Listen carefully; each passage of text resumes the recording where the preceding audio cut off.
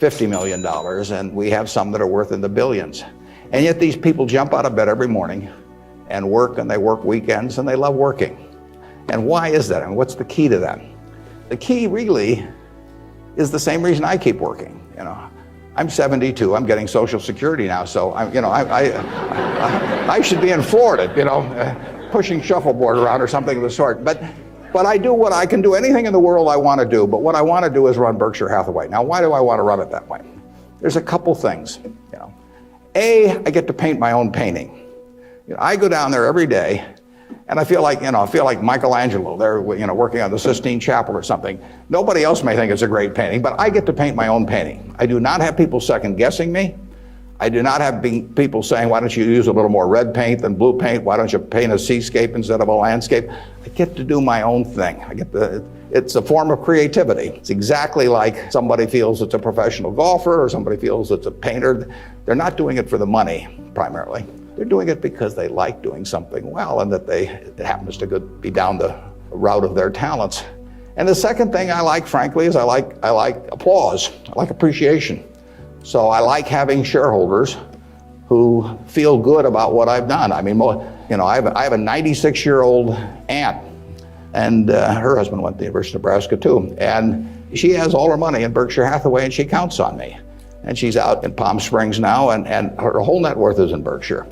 And I've got cousins, and everybody in our family has got all their money in Berkshire. And so those people are counting on me, and that's kind of fun to have something where you can actually deliver for other people and change their lives in positive ways. As a matter of fact, we had a couple that nobody had ever heard of up until a few years ago, the Othmers in New York. They came from Omaha. Not sure which high school she went to in Omaha, probably South High. They left $750 million when they died. Nobody had ever heard of them. And I think a substantial portion, went right here to the University of Nebraska. It was probably a total surprise to the university when they got, I don't know, you probably got 150 million or so. Yeah. Well, you should thank the Othmers, but nevertheless, you see the money, you see good things happening out of it. So it's fun. I mean, it beats playing golf every day or something of the sort. So I say, if that's what turns me on, what's going to turn on these managers that are out there running things like Clayton Homes, or we've got a company, Flight Safety, that trains more pilots than anybody in the world. Flight Safety is run by an 85-year-old man, Al Yulshi. Al started the company with $10,000 in 1951. It now trains 4 or 5 times as many pilots as non-military pilots as anybody in the world. And he is there at 85, and it's a matter of public record. He's got $1 billion worth of Berkshire shares. He works 7 days a week. He loves it. And he loves it for the same reason that I love what I do. He gets to do it his way. He buys these big simulators that you train pilots in. He doesn't have to check with me as to whether to spend $15 million for a simulator. He doesn't ask me. He knows so much more about it than I do. Why in the world would he ask me? Well, I can't tell what kind of a plane I'm in, when I'm flying around. And Al is spending a couple $100 million a year on simulators, spending Berkshire Hathaway money, and he never checks with Omaha. He's never had to come to Omaha for any kind of meetings. He runs his own business. And that's what he loves in life. And I let him do it. I mean, that's my contribution to it, is really turning loose his energies. And they were properly directed before we bought the company 7 or 8 years ago. Why should I think that he couldn't keep running it after that? And like I say, at 85, he's still running it. The second thing that our managers like, in addition to this painting their own painting, is they too love applause. I report in my annual report accurately what they have accomplished, but they accomplished a lot. You heard Susan Jock, I think, some weeks ago here. Susan came to Borsheim's, and she was making $4 an hour. $4 an hour. Before she was 40, she became CEO of the second largest independent jewelry operation in the United States, from $4 an hour.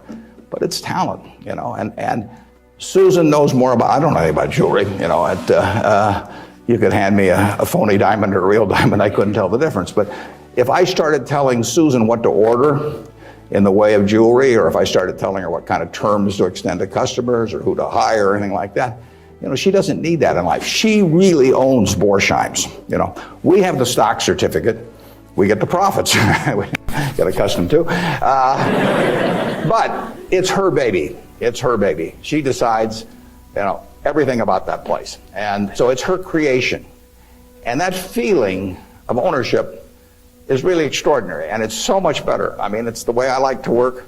It's the way Susan Jock likes to work. It's the way Al Yoshi likes to work. And Susan, like anybody else in this world, loves being appreciated. I mean, there'd be something wrong with her if she didn't. And the truth is, nobody appreciates her more than I do. I mean, she is a talent. We are lucky to have her, and we're lucky to have all of these other managers. So leadership at Berkshire really consists of taking a bunch of people who, in a baseball analogy, would be 400 hitters, and just handing them the bat and just telling them to get up their plate and take a big swing. There's very little to it beyond that. One thing I do is I send them a letter. We don't have meetings in Omaha. Some of our managers, there aren't any meetings, and there are no catechism or anything else. Once every 2 years, I send them a letter. This is it. Roughly one and a half pages or so. The only instruction they get from us. They don't send budgets to us. We don't care about those. Some of the companies use budgets, some don't use budgets. We adjust to them. Some of the managers I talk to a couple times a week because they like to talk frequently. Some of them I talk to literally once a year because they don't like to talk to me. And whatever, it's up to them. I adapt to them. The only thing I tell them, and this letter, which went out January 20th, 2003, it says it's been 2.5 years since my last memo. Now, how many big companies do you have the managers out there been 2.5 years since they've heard from the home office? It's been 2.5 years since my last memo. Here are a couple things to keep in mind. And number one, and this is number one every time, this doesn't change. It won't change 2 years from now or 4 years from now or 6 years from now. Number one, we can afford to lose money, even a lot of money. We cannot afford to lose reputation, even a shred of reputation. Let's be sure that everything we do in business can be reported on the front page of a national newspaper in an article written by an unfriendly but intelligent reporter. In many areas, including acquisitions, Berkshire's results have benefited from its reputation, and we don't want to do anything that in any way can tarnish it. Last year, Berkshire was ranked by Fortune as the 4th most admired company in the world. This year, we were 3rd in the United States. They just published it. It took us 37 years to get there, but we could lose it in 37 minutes. And that's the message. I mean, we can lose money. It does, nicer to make money, but we'll figure out ways to make money. But we can't lose a shred of reputation, because you don't get it back. And you can. I said 37 minutes, but you can lose it a lot faster than that. You can lose it in 5 minutes. And in fact, I was talking to Bruce coming in, and he did some work around Salomon Brothers, and I went back there 11 years ago because this firm, it had the 2nd largest balance sheet in the United States at that time. It was a preeminent firm on Wall Street. John Goodfriend, who ran it, had his picture on the front of Business Week as the king of Wall Street. And in late in April 1991, he made a fateful decision. It was reported to him that an employee down the line had flim-flammed the U.S. Treasury, had broken some rules, tried to play games with him. And John did not report that fact to the Treasury or to the Federal Reserve or to the SEC or to anybody else. He didn't do anything wrong himself, but he got behind the curve. He didn't report it. The president of the company, Tommy Strauss, didn't report it. If you saw that Katie Couric show on Sunday night on the Central Park Jogger, Tom Strauss was on there, but Tom Strauss ended up he was president of Salomon Brothers. John was chairman, John Goodfriend. They didn't do anything. They dawdled. And after a few weeks, the same guy that had committed the terrible acts earlier, on May 15th, he did the same thing again at a Treasury auction. And now they were in this terrible pickle because they'd known about this on about April 28th, that this guy was a bad actor, and they hadn't done anything. And now on May 15th, he does the same thing again. And now if they go, they start feeling if they go and talk about it, that people will say, well, why weren't you in here before? So they just kept trying to shove it out of their mind and do other things. And it came within inches of destroying the firm. It destroyed their careers. I mean, John Goodfriend, who'd spent 30 years in Wall Street and had a fine reputation, the king of Wall Street, was brought down by one simple act of omission. All he had to do was pick up the phone. Jerry Corrigan was head of the New York Fed. He had to pick up the phone and say, Jerry, you won't believe this, but this crazy guy in our Treasury Department, a fellow named Mosier, has just done this thing, and I'm terribly embarrassed, and what can we do to make it right? I mean, and Jerry Corrigan, being Jerry Corrigan, would have turned red in the face and gotten very mad and issued a lot of language I couldn't repeat here. But in the end, he would have said, thanks for calling and telling us about it immediately, and we'll slap a fine on you or do whatever is appropriate. And the next day, the firm would have gone on fine. But John Goodfriend, actually, a perfectly okay guy, but he didn't act when it counted. And Tommy Strauss, who was number 2, the same way. And later on, they were fined and certain way kicked out of the securities industry, and Solomon barely survived. 8,000 employees around the world had their future in real jeopardy because of that single act. So just apply the newspaper test. That's what I tell our managers. I could have a 1,000-page book of ethics. I could have all kinds of rules and hundreds of, but in the end, just all you got to do is think about, do you really want what you're doing put on the front page of the paper tomorrow to be read by your parents, by your spouse, by your kids, by your neighbors, by your coworkers? And if you're embarrassed about it, just forget about it. You're all going to do well financially. The nice thing about it is, you live in America in the year 2003. You don't live in Bangladesh. You don't live in America, of 1790 when it would. You live in a society which has a GDP of over 10 trillion, and you can just pick up the crumbs and you're going to do great. You've all got the qualities. It takes 3 qualities essentially to do well, and extremely well actually in this country. It takes intelligence, it takes energy, and it takes integrity. Now, everybody in this room has the requisite intelligence. You wouldn't be here if you didn't. I mean, it doesn't take 180 IQs, although I'm sure you all have those, but it takes reasonable intelligence. You're getting a great education. You've got the energy. That's why you've shown up in school.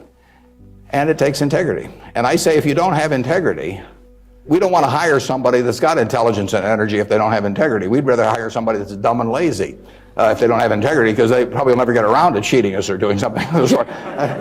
Last thing in the world I want is somebody that's lacks in. Mosher had intelligence and energy at Solomon. He was head of the government bond trading thing, and he had lots of intelligence and he had lots of energy, and he went to jail, and he almost brought down the firm. And integrity is absolutely an option. You may not be able to throw a football 60 yards, and you may not be able to run the 100 in 9.8. You may not be able to sink 3 pointers but you can choose where you stand on the integrity scale. You weren't born wired one way or the other. That is an absolute choice you make. The heroes I've had in life have been the people that I felt stood out in that respect. My number 1 hero was my dad, but I've had other heroes, Tom Murphy, Ben Graham, people like that. The reason I admired them was not because they were the smartest people in the world, although they were plenty smart. And it wasn't because they made the most money. That meant nothing. It's really because I felt they were the classiest people that I ever met in my life. I mean, I saw them behave over year after year after year in a way that I could write their story on the front page of any newspaper, and even in an unfriendly tone, and I could not do anything that would embarrass them in the least. They behaved extraordinarily well. And having the right heroes, is terribly important. You tell me who a 10-year-old's heroes are, and I can give you a pretty good prediction about how they're going to turn out. You want to choose your heroes very carefully, because you're going to look like them at some point, and you're lucky if you've got the right ones. I'll give you an aside, and then we'll get on to your questions. But it's something, you're not parents yet, most of you. But when you're a parent, you are the natural hero of your child. I mean, you're this great big thing, or there's 2 of you great big things, and there's a little tiny child dependent on you and everything. You are the natural hero, and anything they get to school, subsequently everything else, they're going to be shaped more by what they see in this behavior of yours toward them than anything that will impact them later in their lives. And if they want you to be the hero, you can destroy that, of course, and you've seen it done many, many times. But actually, if the parents are proper heroes, the child is about 90% of the way home. And you're lucky if you've had parents like that. And you can be that to your children, or you can be something else, and you're shaping that person.